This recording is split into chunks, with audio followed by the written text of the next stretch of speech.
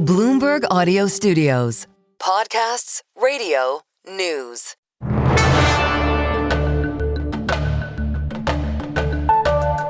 Having changed the party, we now change the country. And is it tough going? Are there plenty of people and noises off? Yes, of course. There always are, there always have been, there always will be. But the important thing is to focus on the change that we want to bring about. So that was Keir Starmer on Wednesday, dismissing talk of rebellion as a distraction. One U-turn later, has the Prime Minister's authority been dealt a blow? You're listening to Bloomberg UK Politics. I'm Stephen Carroll. And I'm Caroline Hepker. Welcome to the programme. So the Prime Minister spent the end of this week in late-night crisis talks trying to stem the biggest rebellion of his premiership so far.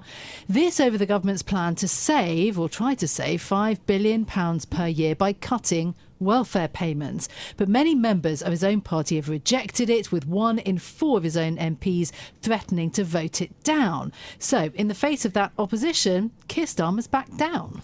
So changes to that plan to cut welfare payments. It also means the budget calculations for the Chancellor Rachel Reeves get even more complicated ahead of the budget later this year. And at the same time, the Labour leadership is watching the extraordinary rise in the polls of Reform UK. A closely watched YouGov seat-by-seat poll in the past few days found that Nigel Farage's party would emerge as the biggest, although short of a majority, if an election were held this year.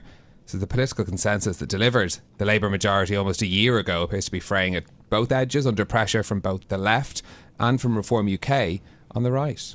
Well, joining us to discuss is John Stepek, who writes our Money Distilled newsletter. John, really good to have you on the programme. I just sort of want to start by the issue that is at the heart of this controversy and what the climb down actually means for recipients of these benefits. Well, basically, as far as we can tell, the climb down involves Starmer saying that everyone who's currently on these benefits. So what they are, there's personal independence payments, which are basically payments designed to help people, and they're not means tested. It's more about whether you qualify depending on your condition. And the reforms were going to make it harder, basically, to qualify. So now what's going to happen is that if you're already on them, you're not going to get them taken away. It's only going to apply to new recipients. Now, of course, some people have pointed out that, so you're applying one standard to people who've already got this, and you're going to apply a different standard to people who are about to get it. But I think that this particular change so far looks as if it's probably appeased enough of the rebels that it might pass. Although there's no foregone conclusion. This still has to happen on Tuesday. How significant a climb down is it for the Prime Minister when we're thinking about the confidence in his leadership? I mean, to be honest, I think anyone objective would have to say it's pretty significant. I mean, you're getting a rebellion of this scale where the government is forced to U-turn on what is actually a flagship policy to save money, which originally was to avoid a repeat of the Liz Truss moment in October 2022. So the government's having to climb down on it, having climbed down on the kind of non-dom situation somewhat, having climbed down on the winter fuel payment situation. So you're kind of like getting this sense that the government already is paralysed by its own members, as well as forces from outside, and that it can't get anything done. And there are also kind of like conversations. I mean, obviously I've seen a lot of think pieces recently in the sort of centre-left publications like New Statesman, for example, looking at Keir Starmer's leadership style and sort of questioning whether he actually believes in anything, questioning his kind of managerial kind of competence. There was one kind of comment went round from one backbench MP, Labour MP, who was complaining he hadn't had a conversation with Keir Starmer at all since Labour won the election. So I think there's that sense that the team around them are sort of somewhat high-handed, and who knows if that's true or not. But the point is the fact that that stuff's getting talked about shows that there is dissent in the ranks, and whenever you've got what kind of looked like a landslide on the surface, that is surprising at this point in someone's leadership. But Labour still has a massive working majority. I mean, you were writing this week about how maybe the best way to understand this government is as a coalition. And the UK's been governed by kind of broad coalition parties in most of its modern history, because traditionally we've only had two really big parties powerful enough, to kind of dominate. Do you think that this coalition, this grouping, is actually in trouble? I mean, I think that you only have to look at what's happened to suggest that it is. I mean, perhaps I think that's a really interesting way to put it. So I kind of thought of it as a coalition because I guess I was partly writing for overseas viewers, and sometimes people don't, from the outside, the UK looks as if it's got a strong and stable government because it's got a one party with a massive majority. And the Prime Minister lasting a whole year. I know it's spectacular. In recent history is quite a long time. It's like how many lettuces have gone off during that period? Quite a few, I think.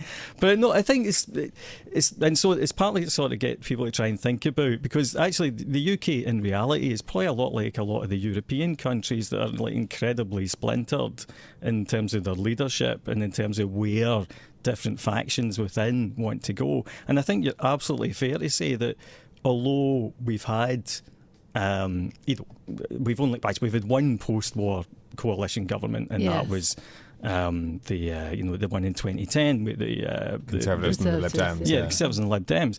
But you could certainly argue, I think, that since then we have basically had uneasy coalitions, certainly within the Tory party, between the pro-European lot and the anti-European lot, and then an absolute mess of different kind of power bases in the post. So is this any less of a mess than the previous 10 years? I think the problem with this one is that we've got basically, and what I think, again, we need to remember is that Jeremy Corbyn nearly won election in 2017, and an awful lot of people who are even in the front bench of Labour right now would have been more than happy to serve under Jeremy Corbyn's government, and Jeremy Corbyn's government would have been a very hard left government, whereas Keir Starmer kind of certainly sold his pitch as being kind of Blair light, kind of centre left.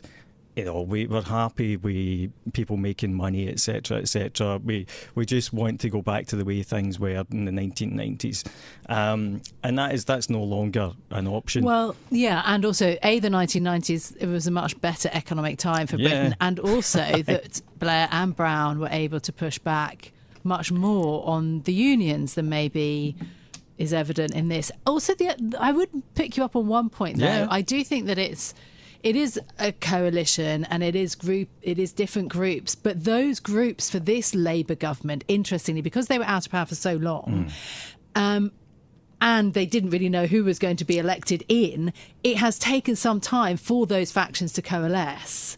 And that has been quite interesting. And under the surface, that is what people have been watching, actually, who are the leading MPs. And that has taken time to shake out. Like, for example, Meg Hillier leading, in this instance, on the welfare cuts or against the welfare cuts. Yeah, and I think that's fair enough. I think, one of the problems, and, to give Keir Starmer some, credit, or at least, some compensation.